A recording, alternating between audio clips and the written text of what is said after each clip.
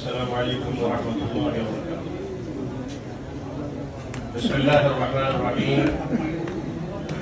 الحمد لله رب العالمين والصلاة والسلام على رسوله الكريم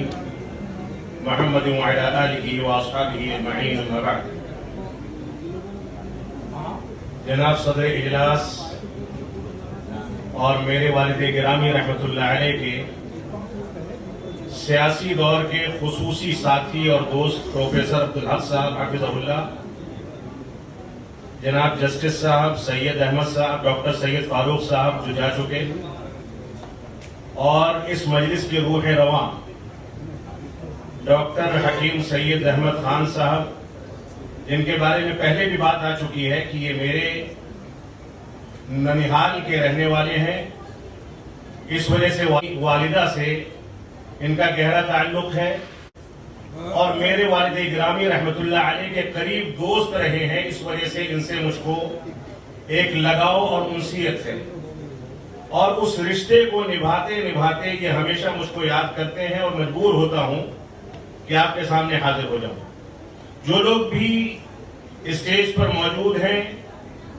اور معزز شخصیات اور سامعین کرام، ہماری بہنیں، اور جو لوگ بھی اس آواز کو سن رہے ہیں، ان سب کو مخاطب کر کے چند باتیں آپ کے سامنے پیش کرنا چاہوں گا۔ باتیں ہو سکتا ہے کہ 5-7 منٹ تک لمبی بھی ہو جائیں، لیکن گزارش ہے کہ آپ سنیں اور سن کر کے فائدہ اٹھانے کی کوشش کریں۔ پہلی بات تو یہ ہے کہ بحیثیت عالم دین ہونے کے میری ایک ذمہ داری یہ ہے کہ میں اسلامی عقائد اور اسلامی بنیادوں کو تحفظ فراہم کروں۔ اب یہ چیز کسی کو بری لگے اچھی لگے یہ ایک دوسرا مسئلہ ہے، لیکن ادب کے دائرے میں میری ذمہ داری ہے کہ مبالغہ آرائی پر مبنی جو باتیں آئی ہیں ان پر تنبیہ بھی آپ کے سامنے کی جائے۔ شخصیت پرستی انسان کو کبھی کبھار اس دائرے سے نکال دیتی ہے جو دائرہ اسلام نے یا اسلامی عقائد نے متعین کیا ہے۔ اسی وجہ سے اسلام میں رسول اکرم صلی اللہ علیہ وسلم کی ذات گرامی اور آپ کی شخصیت کے علاوہ کوئی ایسی شخصیت نہیں ہے جس پر ہم مکمل طریقے سے خاموشی اختیار کر سکیں۔ صحابہ اکرام کو اللہ رب العالمین نے دینی امور میں ان کے ذریعے دین کی خدمت دی، لہذا صحابہ اکرام کے بارے میں کسی انداز کا چون چرا یا کوئی اعتراض اس بات کی گنجائش موجود نہیں ہے۔ لیکن علامہ اقبال رحمت اللہ علیہ سے متعلق کچھ چیزیں ایسی ہیں جو مجلس کی ابتدا سے لے کر اب تک آئی ہیں جن سے اختلاف کی گنجائش ہے۔ ان کے ادب سے، ان کی شاعری سے، ان کے کمالات سے، ان کی خدمات سے کوئی اختلاف نہیں۔ میرے والد گرامی رحمت اللہ علیہ نے بھی اپنے مقالات میں، اپنے کلام میں، اپنے نظریات میں علامہ اقبال سے اختلاف کیا ہے، لیکن وہ اختلاف مذہبی اور عقیدے کا اختلاف ہے۔ اس کے باوجود ان کا اعتقاد اور علامہ اقبال کے بارے میں ان کی ادب سے ان کا لگاؤ یہ تھا کہ اپنے سارے اسکولوں میں چھوٹے بچوں کو لب پہ آتی ہے دعا بن کے تمنا میری، یہ پوری شاعری اور پوری نظم وہ پڑھنے پر مجبور کیا کرتے تھے، اور سارے بچوں کو یاد ہوا کرتی تھی۔ تو ایک علمی اختلاف، ایک عقیدے کا اختلاف، ایک اسلامی اختلاف یہ اپنی جگہ پر ہے بحیثیت عالم دین کے۔ میں اس کی شرح اور تفسیر میں نہیں جانا چاہتا، لیکن جو چیزیں آئی ہیں اور وہ قابل ملاحظہ ہیں، ان چیزوں پر ہم کو نظر ثانی کرنی چاہیے اور اسلامی نقطہ نظر سے ان چیزوں کو پرکھ لینا چاہیے، ان کو اچھے طریقے سے سمجھ لینا چاہیے، ہماری ذمہ داری۔ اسی طریقے سے علامہ اقبال رحمت اللہ علیہ سے متعلق بہت سارے نظریات آئے، میں جس کو چھوڑ کر کے آگے بڑھنا چاہوں گا۔ یہاں بنیادی طور سے والد گرامی رحمت اللہ علیہ کے نام سے، علامہ عبدالحمید صاحب رحمانی رحمت اللہ علیہ کے نام سے جو سالانہ مجلہ جس کا اجرا عمل میں آیا ہے، ان سے متعلق بے شمار مضامین اور مقالات اس میں جمع کیے گئے ہیں، ان کے بارے میں تھوڑی سی گفتگو میں یہاں کرنا چاہوں گا۔ والد گرامی رحمت اللہ علیہ کی شخصیت پر میں اتنا ضرور کہنا چاہوں گا کہ اس مجلے میں بھی اور اس کے علاوہ ان کی سوانح پر جو کچھ کام کیا گیا ہے اس میں آپ ان کے حوصلے کو، ان کے عزم کو، ان کی قوت کو اور اسی طریقے سے ان کے قوت فیصلہ کو پڑھیں۔ بہت سے لوگوں سے میں نے کہتے ہوئے سنا تھا، اور اگر وہ باحیات ہوتے تو یہ بات نہ میں کہتا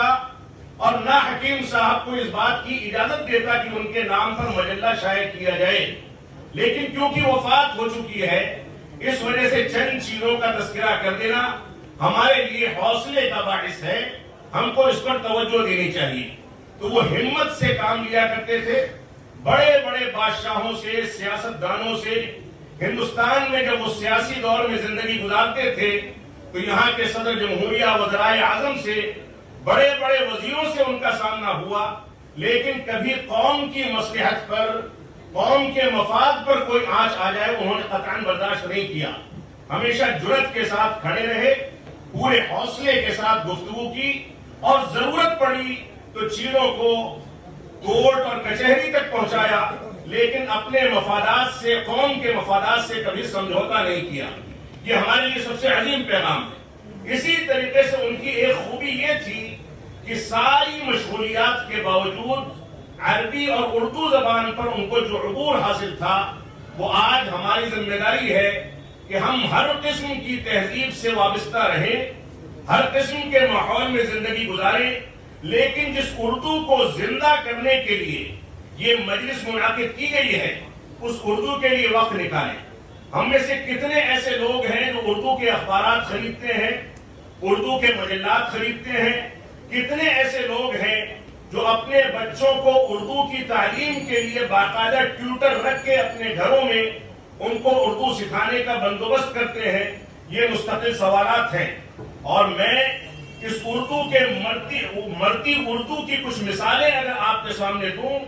تو آپ بورڈ ہی پر پڑھ لیں جو عنوان رکھا گیا ہے کہ اردو زبان کو درپیش چیلنجز۔ یہاں پر بھی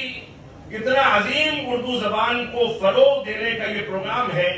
اس میں انگریزی زبان کے الفاظ استعمال کیے جا رہے ہیں، یہ کسی کی غلطی نہیں ہے،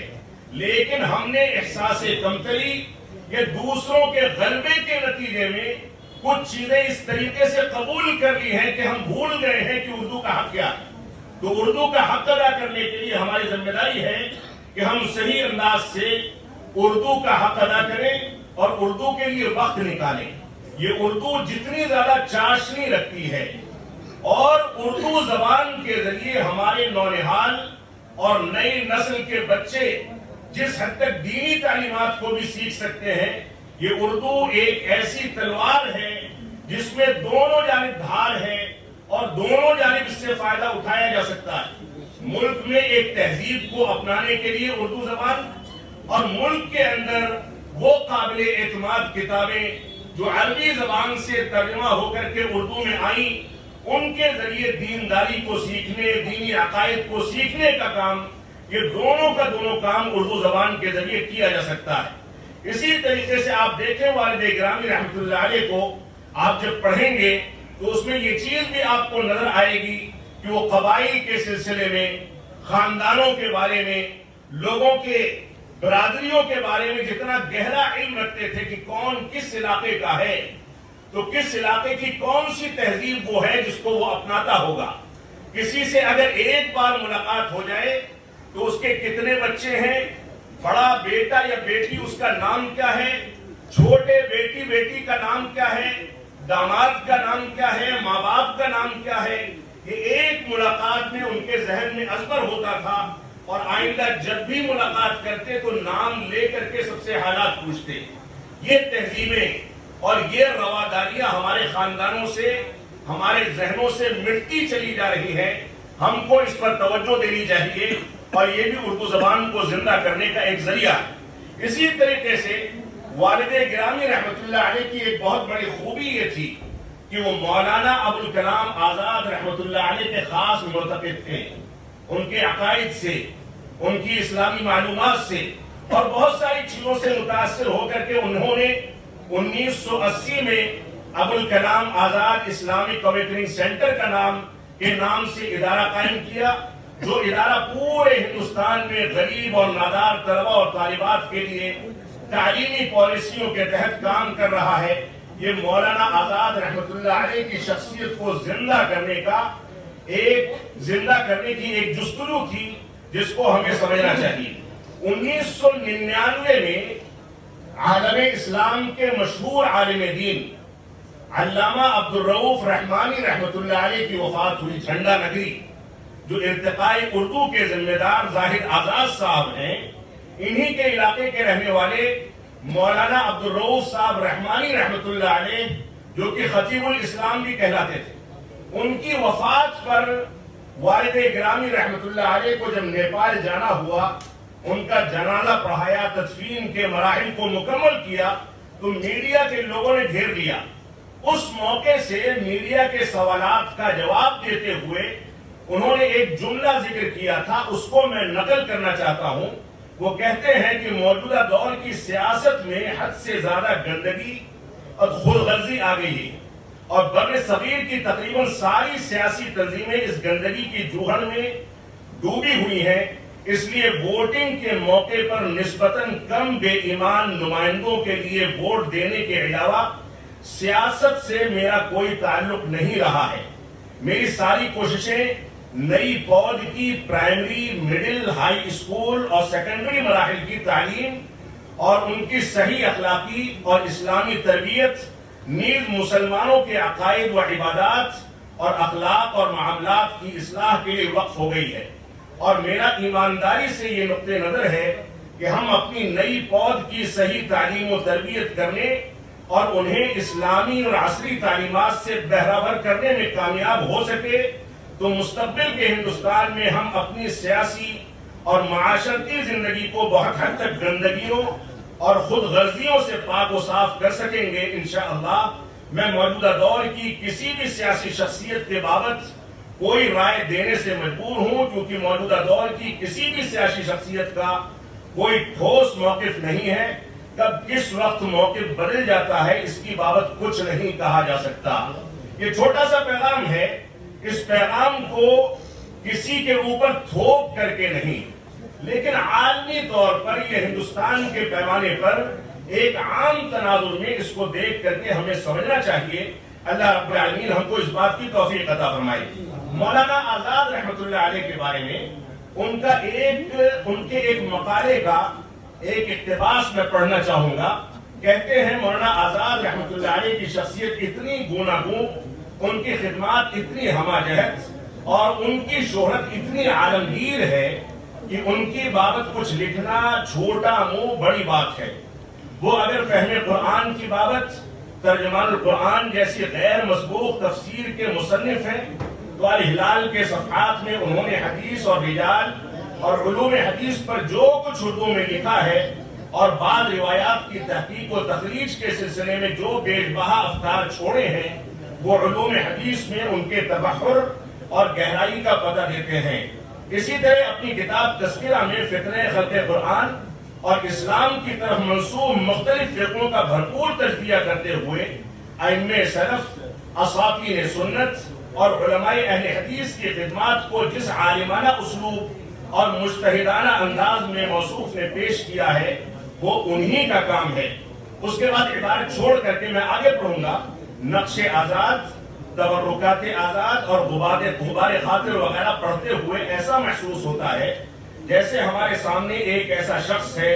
جس کے لیے سارے علمی و دینی مسائل اپنا دامن کھولے ہوئے کھڑے ہیں، اور وہ جسے چاہتا ہے استعمال کر لیتا ہے اور جسے چاہتا ہے چھوڑ دیتا ہے، مگر ہیں سب اس کی گرفت میں۔ اس کے علاوہ بہت سارے افکار ہیں۔ یہاں پر